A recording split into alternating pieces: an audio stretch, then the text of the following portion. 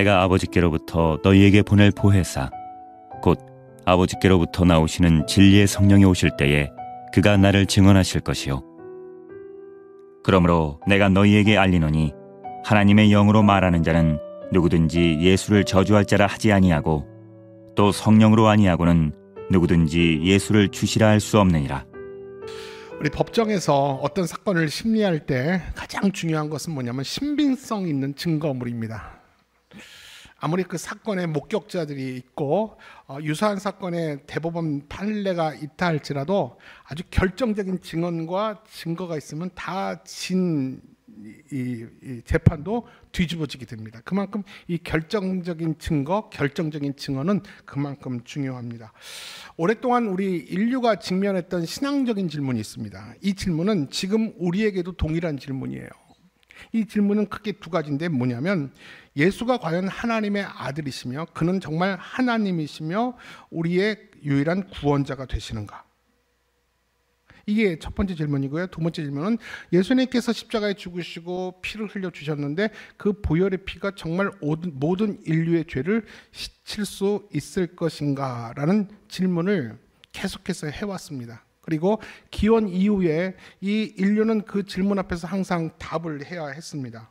일반적으로 이 질문에 대해서 사람들은 세 가지로 답을 했습니다.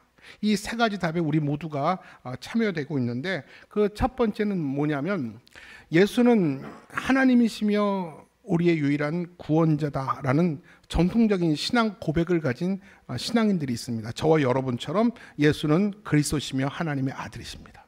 이런 신앙을 고백한 한 부류의 사람이 있고 또 한 부류의 사람은 뭐냐면 신적 존재에 대해서 인정하지 않고 완강히 거부하는 무신론자들이 있습니다. 그리고 세 번째는 불가지론자들인데 초자연적인 존재나 신적 존재에 대해서 우리가 감히 알 수 없다. 이건 죽어봐야 한다. 라는 이 불가지론자들이 있습니다. 이 세 가지 유형으로 인류가 직면한 이 신앙적 질문을 대답해 왔습니다. 여러분은 이 세 가지 답에 어디에 해당하십니까? 분명히 제가 분명히 확언하건데 오늘 예배당에 모였다고 해서 다 정통적인 신앙적인 해답을 갖고 있지는 않아요. 예수가 우리의 유일한 구원자입니다 라고 고백한 사람만 이곳에 있지 않아요. 열려있는 예배당에 여러분이 자유롭게 나왔기 때문에 이 첫 번째, 두 번째, 세 번째 이 답을 가진 분들이 여기에 얼마든지 있을 수 있다라는 것입니다. 그런데 그게 중요한 것이 아니라 지금부터가 중요합니다. 만약 우리 가운데 지금까지 이 성경에 대한 신앙적인 동의 없이 예수가 하나님이시며 유일한 구원자라는 신앙적 동의 없이 교회를 지금까지 출입하고 있다면 지금도 그런 마음으로 오늘 오신 분이 계시다면 오늘 말씀을 통해서 저는 오늘 가장 복음의 이야기를 할 겁니다. 신앙에 있어서 가장 베이직, 가장 기본의 이야기를 할 건데 오늘 제가 여러분에게 전달하는 말씀을 통해서 참된 진리 안에 거함으로 참된 영적 자유함을 누릴 수 있는 복된 시간이 되기를 주님의 이름으로 축복합니다. 어쩌면 저는 여러분들에게 많은 고민을 합니다. 제가 다다음 주부터 민수기를 강의를 할 건데 민수기를 강의하기 전에 우리 성도들에게 가장 그 기본적인 그 소양적인 신앙의 기본이 뭘까를 고민하다가 삼위 하나님에 대해서 우리가 좀 알아가는 게 어떨까.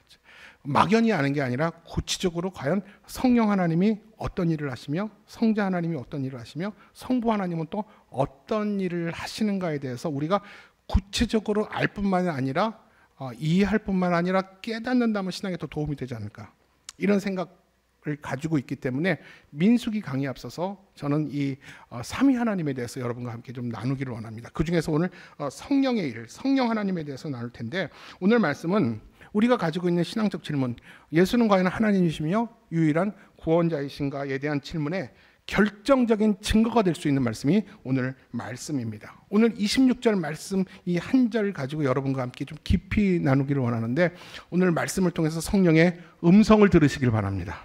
오늘 말씀을 들으면서 성령의 도우심을 여러분이 구하기를 바랍니다. 우리 26절 말씀이에요. 우리 이 말씀을 그냥 읽지 마시고 한 절 한 절 마음에 새기면서 같이 읽겠습니다. 시작. 내가 아버지께로부터 너희에게 보낼 보혜사 곧 아버지께로부터 나오시는 진리의 성령이 오실 때에 그가 나를 증언하실 것이요. 여러분, 예수가 하나님이시며 구주가 된다라는 이 결정적인 증거는 성령이 알려주신다는 겁니다. 예수님이 하나님이시고 유일한 구원자인가, 이게 강단에서 어떤 책에서 철학자가 어떤 교훈을 통해서 얻는 것이 아니라 성령 하나님께서 알려주신다는 겁니다. 그래서 진리의 성령이 오시면 그가 예수님을 증언하실 거다. 여러분, 말씀의 뒷부분 보세요. 자, 내가 아버지께로부터 너희에게 보낼 보혜사, 그가 누구냐면 진리의 성령인데, 진리의 성령이 오시면 그가 진리의 성령이 나 그리스도를 증거할 것이다. 이 땅에서 성령이 하실 일은 누구를 증거하는 일이니까 예수 그리스도를 증거하실 거다라고 이야기를 하고 있습니다. 여러분, 예수님이 공생의 마지막 때에 가장 많이 말씀하시고 가장 많이 가르친 것이 있다면 그것은 성령입니다. 예수님이 부활하신 이후에 두려워하고 있었던 제자들에게 나타나서 제일 먼저 하신 말씀도 성령을 받으라는 말씀입니다. 그리고 사도행전에 보면 부활하신 주님께서 승천하시기 직전까지 계속해서 제자들에게 말씀하신 것도 또한 성령이었습니다. 그러면서 주님은 승천하신 그 마지막 부분에 그 많은 그 제자들 앞에서 약속하신 성령을 기다리라. 예루살렘을 떠나지 말고 약속하신 그 성령을 기다리라 라고 말씀을 합니다.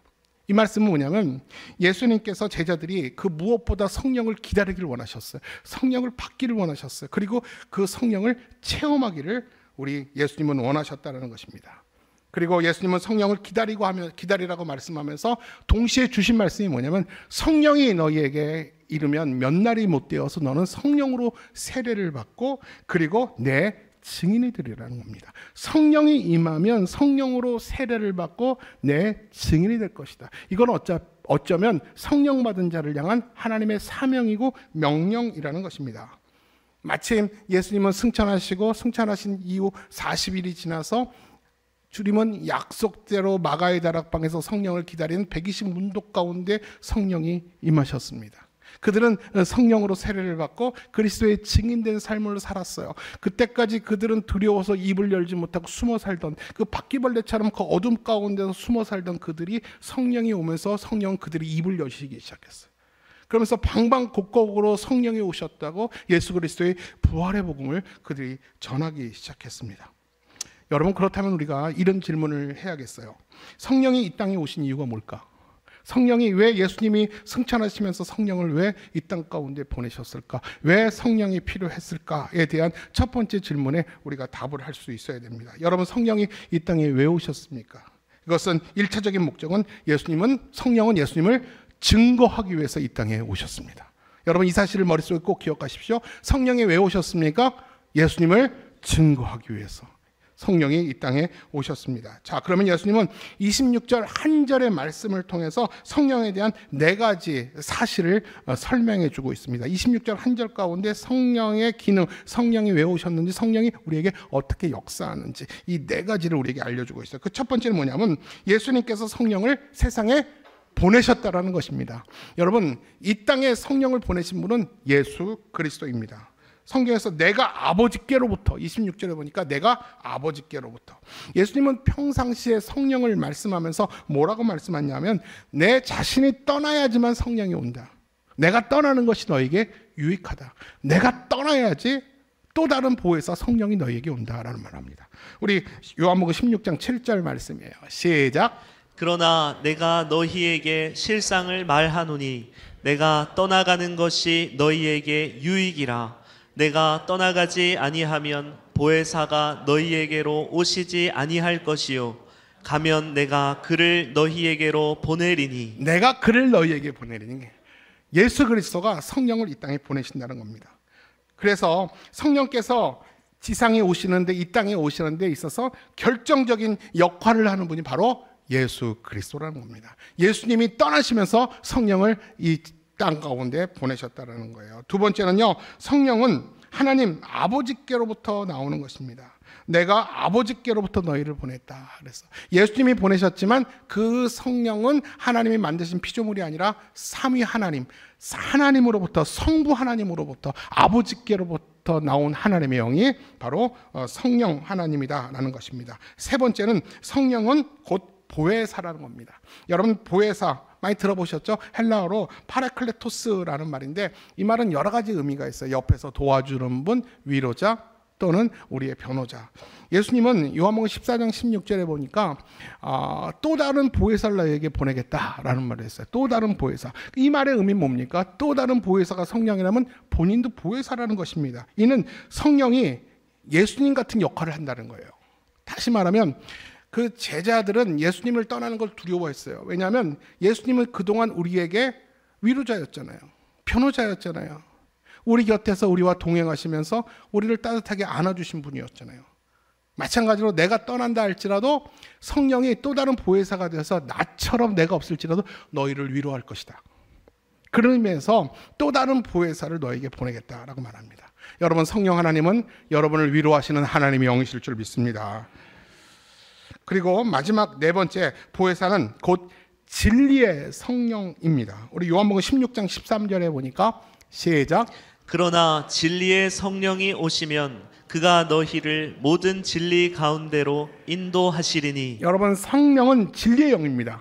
진리의 영이 오시면 참 진리이신 예수 그리스도에게로 우리를 인도하신다라는 것입니다. 이것이 바로 성령이 하시는 역할입니다. 따라서 우리는 성령을 받아야지만 예수를 알 수 있고 예수님을 믿을 수 있고 성령을 받아야지 우리가 믿는 것에 대해서 확신을 가질 수가 있는 것입니다. 그리고 무엇보다 성도는 성령을 받아야 성도 구실을 합니다. 여러분, 이 말 끝에는 무슨 말입니까? 성도가 성령을 받지 않은 성도도 있는가? 그럼요. 여러분, 이 교회당 문이 열렸기 때문에 여러분 들어왔어요. 여러분, 성령 받지 않고도 얼마든지 목사 행세할 수 있고 장로할 수 있고 권사할 수 있어요. 성령을 받아야지만 주님을 믿을 수 있어요. 내가 믿고 싶다고 믿어지는 게 아니에요. 성령께서 내 마음을 열어주시고 믿음을 주실 때, 선물로 주실 때 우리가 비로소 주님을 믿고 인정하고 그 이해를 넘어서 깨달을 수 있는 거예요. 그렇기 때문에 우리에겐 성령이 필요합니다. 성령을 받아야 된다는 것이죠. 여러분, 물론 성령께서 세상 가운데 그 많은 일을 하십니다. 뭐 병자도 일으키고 뭐 방언의 은사도 주고 또 기적과 역사도 다 일으켜요. 근데 그 일을 하려고 예수님이 성령이 이 땅에 오신 게 아니에요. 일차적인 목적은 그 병자를 고치기 위해 성령이 오신 게 아닙니다. 예수님도 마찬가지예요. 이 땅에 오신 게 가난한 자를 돕고 소외된 자에게 먹을 것을 주고 병자를 고치기 위해서 예수님이 오지 않으셨어요. 인류를 구원하기 위해서 오셨어요. 예수가 하나님이심을 드러내기 위해서 이런 기적과 이적이 드러났어요. 이적과 기적을 통해서 예수가 하나님이심을 봐야지 그 기적만 보면 안 된다는 겁니다. 성령도 마찬가지예요. 이 땅에 지상에 온 성령의 목적과 이유는 우리로 인해서 예수님을 증거하고 예수님을 드러내기 위해서 성령이 오셨다라는 것입니다. 결국 우리가 예수를 믿게 된 것은요, 어쩌면 성령이 내 안에서 예수를 증거해 주셨어요. 그리고 성령이 예수를 믿게 해 주셨어요. 그러니까 우리가 예수를 믿고 하나님의 자녀가 된 것은 성령의 덕분이죠. 성령의 도움 때문이었어요. 성령이 위로해 주시고 우리를 변호해 주시고 우리를 서포트해 주셨기 때문에 우리가 열린 마음으로 예수를 믿게 되고 받게 된 것이죠. 우리가 가끔 이런 질문을 받습니다. 여러분, 성령 받았습니까? 라는 질문을 받아요. 제가 한번 여러분에게 물어볼 테니까 여러분 정직하게 얘기해 보세요. 여러분, 성령 받으셨습니까? 우리 조대용 집사님은 대답을 안 하는 것 같아요. 깜짝 놀랐죠? 자, 우리 조대영 집사님 내일 전폭 가실 분인데 성령 받으셨습니까? 더 크게 해주세요. 자, 우리 조대영 집사님 성령 받으셨습니까? 자, 제가 모두에게 묻겠습니다. 이건 정말 진지한 질문이에요. 여러분, 성령 받으셨습니까? 네. 여러분, 성령 받았다는 증거를 어떻게 드러낼 수 있어요? 성령 받았다면 좀 보여주세요. 여러분, 그럼 뭐라고 얘기할래요? 여러분, 성령 받았습니까? 구원 받았습니까? 라는 질문을 받을 때 여러분 느낌과 경험과 감정을 말해서는 안 돼요. 그 느낌과 감정은 매일매일 달라요. 영적 컨디션에 따라서 내가 일주일 동안 열심히 새벽 예배 나오면 성령 받은 것 같고 구원 받은 것 같고, 내가 몸이 아파서 독감 때문에 일주일 동안 내가 새벽 예배를 못 나오면 아직 구원 안 받은 것 같고 성령이 없는 것 같고. 여러분, 성령은 그렇게 있고 없고 구원이 그렇게 있고 없고가 아니거든요. 여러분 성령 받았습니까? 아멘. 성령 받은 증거가 뭡니까? 라고 말할 때 말씀을 근거해서 말씀해야 돼요. 바울은 이렇게 말합니다. 성령이 내 안에 있다는 강력한 증거가 있다. 이걸 말씀에서 찾아요. 우리 고린도전서 12장 3절 말씀이에요. 시작. 그러므로 내가 너희에게 알리노니 하나님의 영으로 말하는 자는 누구든지 예수를 저주할 자라 하지 아니하고 또 성령으로 아니하고는 누구든지 예수를 주시라 할 수 없느니라. 누구든지 성령이 아니고는 예수를 그리스도시고 구원자라고 말할 수 없다라는 거예요. 여러분, 우리가 이 와서 공동체 고백으로, 공동체 찬양으로 예수는 그리스도, 예수는 주, 하나님의 영으로 이렇게 말하잖아요. 우리가 하나님의 영으로 우리 모두가 예수는 그리스도고 예수는 주라고 누구나 말할 수 있어요. 근데 여러분 집에 가서 홀로 있는 시간, 하나님과 나와 하나님만이 홀로 있는 시간에 나 홍성환에게 과연 예수는 누구인가라고 질문해 보세요. 그때 내 목에 칼이 들어와도 예수님은 나의 구원자이십니다 라고 진심으로 고백할 수 있고 결단할 수 있다면 여러분은 바로 성령 받은 사람이에요. 아무나 예수를 주라고, 예수를 우리의 주인이라고 구원자라고 말할 수 없다는 거예요. 말하고 싶어도 진심으로 그 고백이 안 나가요. 함께 할 때는 눈치 봐서 함께 하지만 아무도 없을 때 진심으로 너는 예수가 주님이라고 믿니? 아무도 없는데, 내 말을 들을 수 없는 아무도 없는 곳에서 너는 정말 너에게 예수님은 유일한 구원자냐? 라고 말할 때 여러분 그때 진심으로 그렇습니다. 예수님이 나의 구원자입니다. 여러분 그렇다면 여러분 성령 받은 사람일 줄로 믿습니다. 그것이 증거라는 것이죠. 그렇습니다. 여러분 성령이 하시는 일은 예수님을 증거하시고 예수님을 드러내는 일이에요. 따라서 성령이 내 안에 계신다면 구체적으로 어떤 일을 하실까요? 여러분 선포된 말씀을 통해서 예수를 알게 합니다. 그리고 그 알고 있는 말씀이 믿어집니다. 이해되어집니다. 이해되어질 뿐만 아니라 깨닫게 하시는 것이 성령입니다. 그리고 오늘 말씀을 통해서 이 주신 하나님의 은혜, 그 예수님을 닮고자 하는 열정을 주시는 분도 성령이실 줄 믿습니다. 맞아요, 여러분. 성령이 우리 안에 오시면 우리는 예수님을 믿게 돼요. 여러분, 근데 제가 또 한 가지 좀 어려운 질문을 해볼게요. 여러분, 성령이 먼저입니까? 예수를 믿는 게 먼저일까요? 성령이 오셨으니까 내가 예수를 믿을까요? 얘가 예수님을 믿으니까 성령이 오셨을까요? 여러분 이런 고민도 한번 해보셔야 돼요. 뭐예요?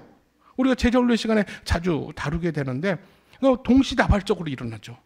성령이 오면서 예수를 믿게 되고 예수를 믿기 때문에 성령이 오시고 뭐 굳이 구분은 안 합니다. 근데 신학자들은 많이 구분을 하기는 하시는데 뭐 굳이 순서를 따진다면 우리 개혁주의 입장에서 볼 때는 성령의 내적인 역사가 먼저예요. 성령이 먼저 나를 찾아오시는 거예요. 날 찾아오셔서 내 마음을 열어주실 때 그 후에 믿음이 생기는 것입니다. 여러분 칼빈의 5대 교리 중에서 전적 타락이라는 교리가 있어요. 이게 무슨 말이냐면 인간은 전적으로 타락했다는 거예요. 태어나는 순간부터 타락한 존재로 태어난 거예요. 죄인으로 태어난 거예요. 하나님과의 영적 생명이 끊어진 상태로 사람은 태어났다는 겁니다. 그렇기 때문에 스스로가 하나님을 찾을 수도 없고 스스로가 하나님을 믿을 수가 없어요. 이미 그 기능이 다 마비된 상태라는 거예요. 그래서 예전 우리 장로님들이 뭐라고 기도했냐면 죽을 수밖에 없는 우리들, 그거 잘못된 기도예요. 죽었던 우리들이에요. 하나님과부터 완전히 단절된 우리들이었어요. 이것이 예전 우리의 상태였어요. 그렇기 때문에 하나님의 일방적 개입, 하나님이 우리를 찾아와 주지 않으면 우리는 감히 하나님께 나아갈 수 없는 전적 타락한 존재가 저와 여러분의 존재였다라는 것입니다. 그렇기 때문에 그런 존재를 성령이 먼저 찾아와 주신 거예요. 사실 그렇게 메말랐던 존재가 하나님을 먼저 믿을 수 없잖아요. 찾을 수 없다고 그랬잖아요. 어떡합니까? 성령이 그런 나를 찾아와 주셔야 돼요. 여러분 기독교와 이 타종교의 가장 근본적인 차이가 이거거든요. 타종교는 우리가 소원하고 바라고 빌어서 우리가 그 신을 찾아가지만 기독교는 그렇지 않아요. 하나님이 찾아오십니다. 죽었던 우리 가운데 성령이 찾아오셔서 완악하고 딱딱한 내 마음을 열어주시는 거예요. 그리고 우리 안에 하나님이 믿음을 넣어주십니다. 그 예로 우리 사도행전 16장에 보면 루디아 이야기가 나와요. 우리 사도행전 16장 14절 말씀 한번 볼까요? 자, 시작. 두아디라시에 있는 자색 옷감 장사로서 하나님을 섬기는 루디아라 하는 한 여자가 말을 듣고 있을 때 주께서 그 마음을 열어 바울의 말을 따르게 하신지라. 자, 두아드라시에 그 자색 옷감 장사 루디아가 있는데, 자색 옷감 장사가 뭐냐면 빌립보라는 것은 리틀 로마예요. 그래서 퇴역한 로마 장군들이 거기에 많이 살고 있는데, 자주색 염색을 하는 사업하는 사람이 루디아랍니다. 이 자색 이렇게, 이거 뭐라 그러죠? 이걸 이렇게 쫙 거닐고 다니는 거거든요. 이렇게 망토처럼 그거를 자색으로 물들이는 그 사업을 하고 있는 게 루디아인데, 그 루디아가 어떻게 말을 따르게 됐는지를 오늘 성경에서는 이렇게 말합니다. 먼저 성령께서 그의 마음을 열어주셨어요. 먼저 순종한 게 아니라 루디아가 바울의 말씀을 듣고 있을 때 성령이 찾아가서 그 마음을 열어주셨을 때 비로소 순종하게 됐다라는 거예요. 믿음이 생겨서 순종한 게 아니라 마음을 열어주셨을 때 순종할 수도 있고 또 결단할 용기도 생겼다라는 것입니다. 그래서 하나님의 역사는 항상 제일 먼저 일어나는 게 마음을 열어주시는 거예요. 먼저 마음을 열어주실 때 성령의 역사가 일어나고 믿음도 순종도 각오도 생기는 것입니다. 여러분, 근데 제가 목회를 하면서 참 안타까운 게 뭐냐면, 이런 성령의 역사를 전혀 모르는 채 그냥 무미건조하게 교회만 다니는 사람이 참 많다라는 거예요. 이게 왜 내 눈에 보이는지 모르겠습니다. 부족한 사람 눈에도 보이는데 하나님 보실 때 얼마나 안타까울 거예요. 이 성령의 역사는 얼마나 역동적인지 모르거든요. 성령은 일하시는 영이에요. 계속해서 우리 안에 예수 그리스도를 확장시키시고 하나님의 나라를 꿈꾸게 하는 게 성령이거든요. 이 성령의 놀라운 역사와 이 열매들을 모르고 너무 무미건조하게 형식적으로 습관적으로 그냥 루틴하게 교회 땅만 밟고 다니는 사람이 너무 많다라는 것이죠. 근데 더 기적적인 게 뭔지 아십니까? 저는 목회를 하면서 그분들 가운데 정말 뜻밖의 성령이 찾아와 주셔서 그 마음을 열어버린 사람을 제가 많이 보게 됩니다. 그러면서 결국 예수의 이름 앞에 무릎 꿇고 참된 눈물로 진리이신 예수님을 만나는 분들을 제가 종종 보게 됩니다. 그러면서 성령은 살아계시다라는 사실을 다시 한번 알게 돼요. 제가 이런 이야기를 한번 해드릴게요. 제가 어제 그분한테 우리 목사님 통해서 제가 허락을 받았어요. 내가 집사님 얘기 좀 하겠습니다. 제가 3주 전에 어떤 분이 저를 찾아왔어요. 우리 교회 등록하신 지 한 10년 이상 되셨대요. 근데 내가 그분을 처음 봤어요. 내 책임입니까? 그분 책임입니까? 대답해 보세요. 여러분, 집사님이래요. 근데 심지어 우리 같은 동에 살아요. 근데 내가 처음 봤어요. 이름도 처음 듣고 얼굴도 처음 봤어요. 그래서 제가 집사님 저 아세요? 그러니까 안 돼요. 저는 집사님 처음 봤습니다. 이게 내 책임이에요? 그분 책임이에요? 서로 책임이죠. 오직 교회에 열심히 없었으면 제가 모르겠습니까? 제가 그 얘기도 했어요. 근데 그분이 저를 왜 찾아오냐면 목사님께 드릴 말씀이 있다는 거죠. 그분은 그냥 평범하게 아이 둘 데리고 그냥 가정을 꾸리면서 정말 평범하게 사시는 분인데, 아까도 내가 말한 것처럼 목사가 모를 정도로 그냥 왔다 갔다 하신 분이었어요. 근데 그분이 저를 찾아와서 하는 게, 목사님 어느 날 제가 금팔찌를 샀습니다. 금팔찌를 샀는데 너무너무 이쁘더라는 것이죠. 이쁘다 어쩜 이렇게 이쁠 수 있나, 이쁘다 하니까 친구가 와서 금팔찌 어디서 샀냐고. 또 여러분, 좋은 거 있으면 막 전하고 싶고 가르쳐주고 싶잖아요. 그래서 금빵을 데리고 왔어요. 그리고 그 친구한테 금팔찌를 사게 하면서 자기도 하나 더 샀어. 그 양쪽에 금팔찌를 끄면서 이쁘다 하면서 있는데 갑자기 죄책감이 들더라는 것이죠. 나는 나를 위해서 이렇게 이쁘게 하고 있는데 내가 하나님 앞에 드린 게 없다라는 것이죠. 그분이 그렇게 신학적으로 철들 만큼 성숙한 분이 아니에요.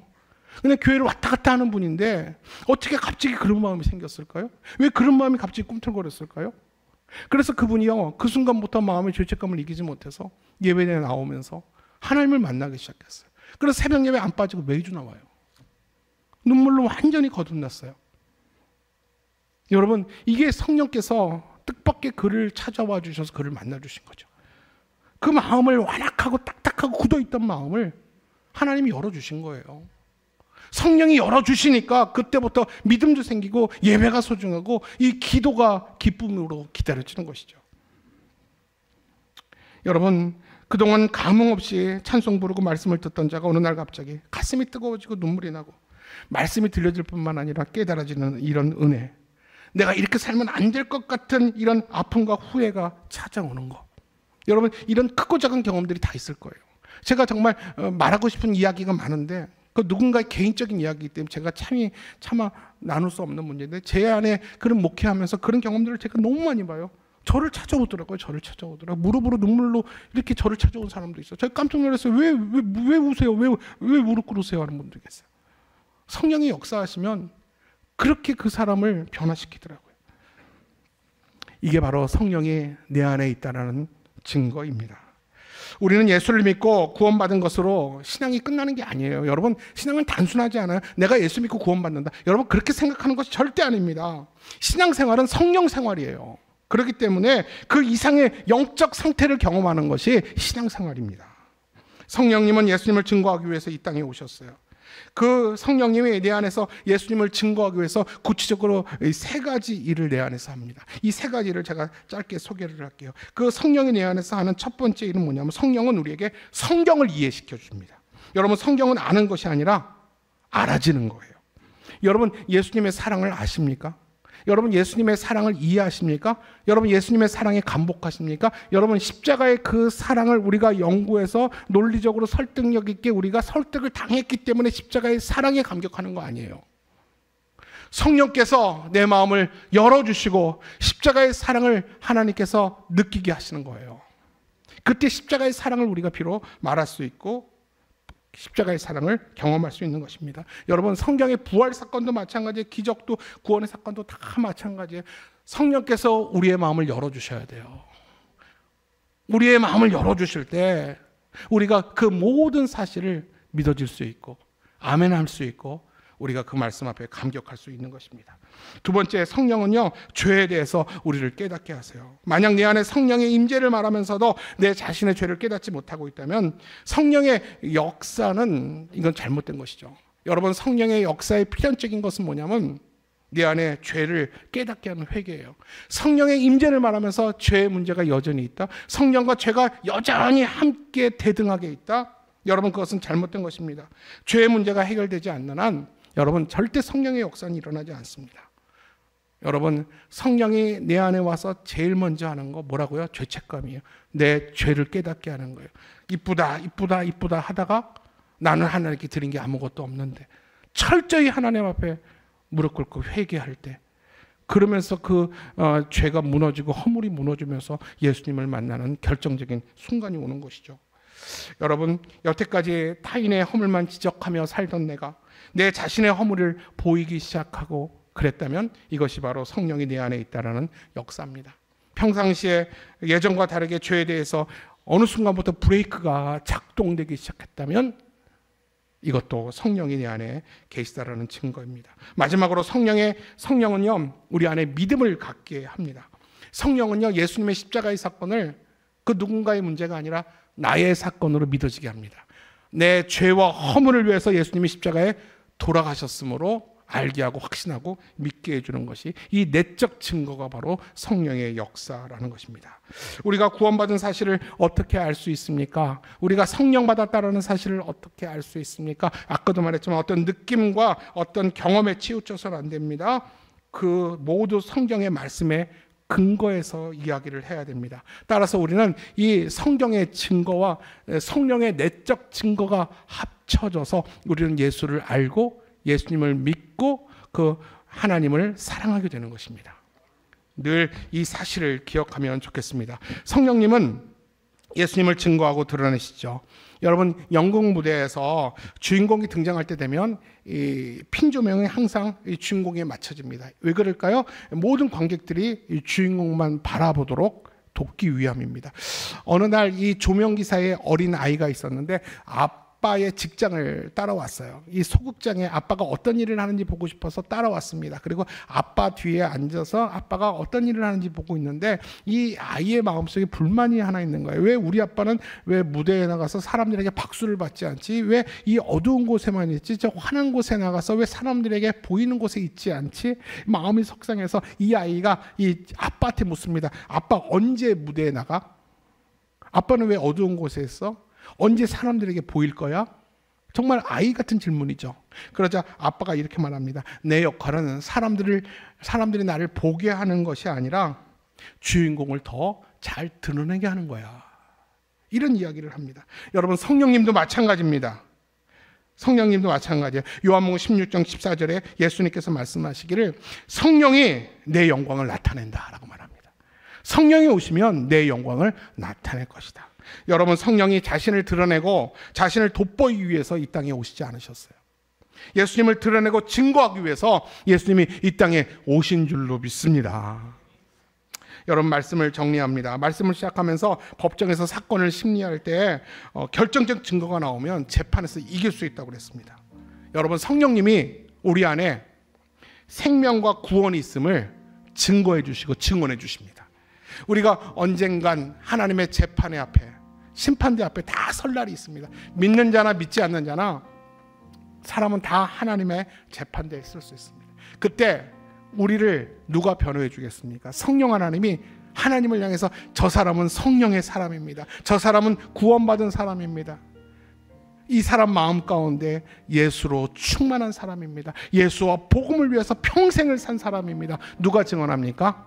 우리 안에 예수를 소개하고 내 안에 예수를 알아가도록 도왔던 성령이 변호사가 되어서 결국 나를 증언해 주시고 내 편이 되어 주실 줄로 믿습니다. 성령은 오늘도 계속해서 우리에게 예수님을 증거하고 예수님을 더 알아가도록 우리를 돕고 있습니다. 여러분, 내가 성경을 더 배우고 싶고 성경을 더 알아가고 싶고 주님을 아는 만큼 주님을 더 사랑하고 싶어하는 이 마음을 누가 주십니까? 성령이 주시는 거예요. 오늘의 신앙에 만족하지 않고 거룩한 불만족을 가지고 내가 하나님을 더 알고 싶습니다. 내가 하나님에 대해서 더 많이 소유하고 싶습니다. 이런 거룩한 불만족 누가 주십니까? 성령 하나님이 주시는 줄 믿습니다. 사랑하는 여러분, 성령이 내 안에 계시기 때문에 우리 안에 예수님에 대한 내적 확신과 함께 성령은 우리 안에 하나님 나라를 꿈꾸게 하는 것입니다. 그래서 내 노후의 행복을 꿈꾸는 것보다 하나님 나라를 꿈꾸는 것이 먼저이고 더 좋아하는 마음이 생긴다면 그것은 내 안에 성령이 오늘도 일하고 계시다는 증거입니다. 내 안에 오늘도 예수님이 충만한 것처럼 그 누군가에게 예수님을 전하고 싶은 마음이 오늘도 내 안에 있다면 하나님이 나를 하나님 나라의 동역자로 저와 여러분을 부르셨다라는 증거입니다.